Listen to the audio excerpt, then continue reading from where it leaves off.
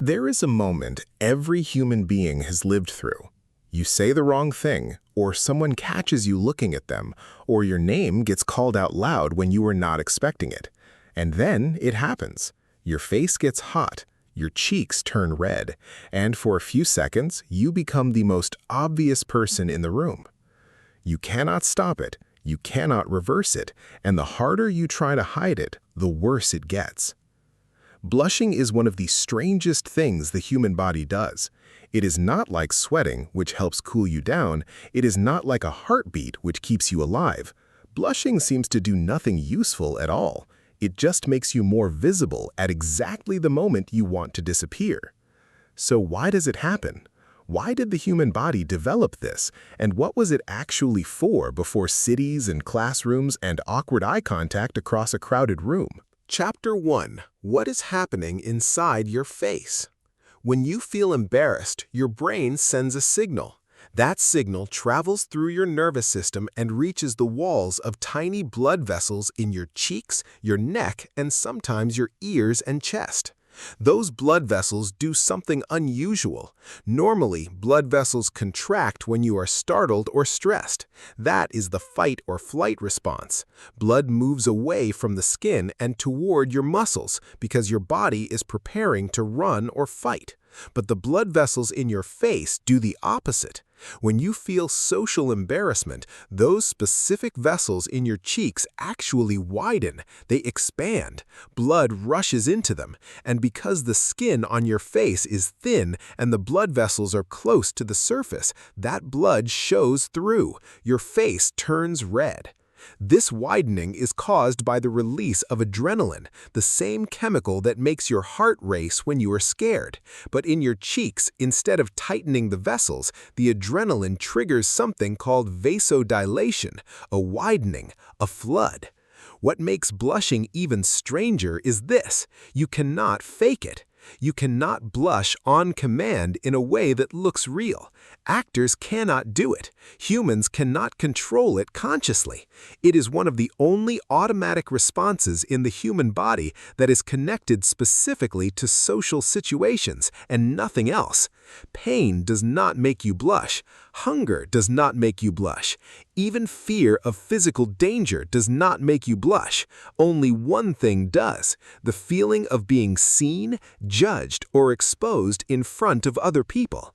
That specificity is the clue, because if blushing were just a malfunction or a side effect of stress, it would happen in all kinds of stressful situations, but it doesn't.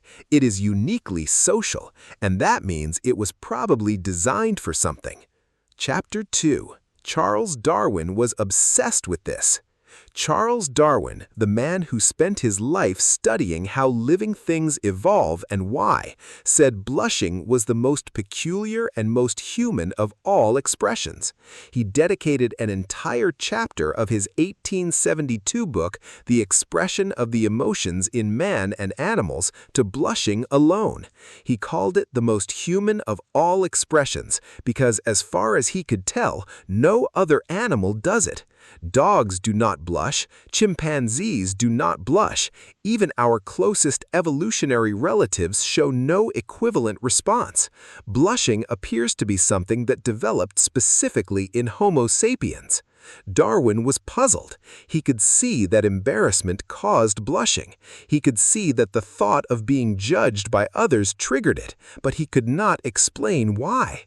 Why would evolution produce something that makes you more visible when you feel vulnerable? That seems like the opposite of useful.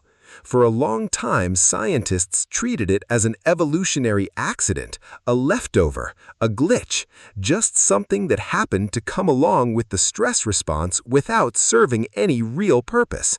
But more recent research has pushed back against that idea, and the newer explanation is more interesting.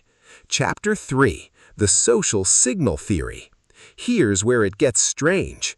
Researcher Ray Crozier at the University of Cardiff spent years studying embarrassment and blushing, and one of the ideas that emerged from his work and from several other researchers is this: blushing is not a malfunction, it is a signal.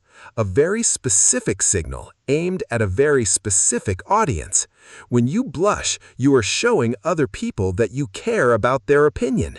You are demonstrating without words that you understand you made a mistake or crossed a social line and that it matters to you.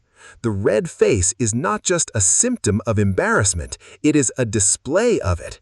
And here's the interesting part. That display actually makes people trust you more. Research from the University of Groningen found that people who blush after making a mistake are seen as more sincere, more honest, and more likable than people who do not. The blush communicates something important to the group. It says, "I know I did something wrong. I feel it. I'm not trying to hide it." In a social species that survived by living in groups, that kind of signal was incredibly valuable. Imagine two people in an early human tribe. One of them takes more food than they were supposed to. They show no reaction. Their face stays calm. The group cannot read them. Is this person aware of what they did? Do they feel any shame? Can they be trusted tomorrow? Now the second person does the same thing. Their face turns red. They can't help it. The group sees it immediately. They know, without a single word being spoken, that this person is aware of the mistake, that they feel it, and that the social rules still matter to them. The second person is safer to keep in the group.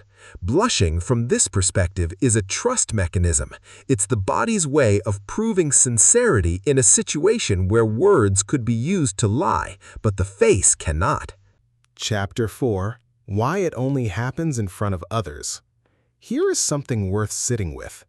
You can think of the most embarrassing moment of your life right now, alone in a room by yourself, and you might feel a ghost of embarrassment, but you probably will not blush. Blushing almost always requires an audience, either a real one or one you are vividly imagining. Studies have confirmed this. People blush far more intensely when they believe others are watching them, and far less when they are alone. The blush is not triggered by the embarrassing thought itself. It is triggered by the awareness of being seen while having that thought. This confirms the signaling theory, because a signal that nobody can receive is not useful. The body apparently knows this. Blushing is calibrated for social situations. It only fully activates when there is someone to see it. And once it starts, trying to suppress it makes it worse. Researchers have found that the effort to hide a blush often intensifies it because the self-conscious focus on the blush itself becomes another layer of social exposure. You are now embarrassed about being embarrassed. The face responds accordingly. It is one of the few times in human biology where the attempt to hide something makes it more visible, which is almost poetic in a cruel kind of way. Chapter 5. What this means for you. So, the next time your face turns red at the worst possible moment, here's what's actually happening. Your body is doing something it has been doing for thousands of years. It is sending a signal that your ancestors used to hold their communities together. It is telling the people around you that you care about them, that their opinion matters to you, and that you understand the social rules of the group. It is not a weakness, it is a feature. The people who never blush, who feel no social embarrassment, who can look at a room full of people after making a mistake and feel nothing, those people are actually less trustworthy in the eyes of groups. Research consistently shows this. The blush is uncomfortable. It is visible. It is impossible to fake and impossible to stop. But in the long history of human survival, it may have been one of the small things that helped humans trust each other enough to live together at all. 3 things to take away from this. First, blushing is not random. It is connected specifically to social judgment, which means it was almost certainly shaped by evolution for a social purpose. Second, the research suggests blushing makes people trust you more, not less. The red face is a signal of sincerity that no other behavior can fake as convincingly. Third, it only happens when you're seen. The body knows the signal needs a receiver. One question for the comments. Have you ever blushed in a situation you felt you had nothing to be embarrassed about? Leave it below. The psychology of that specific experience is genuinely strange and worth talking about.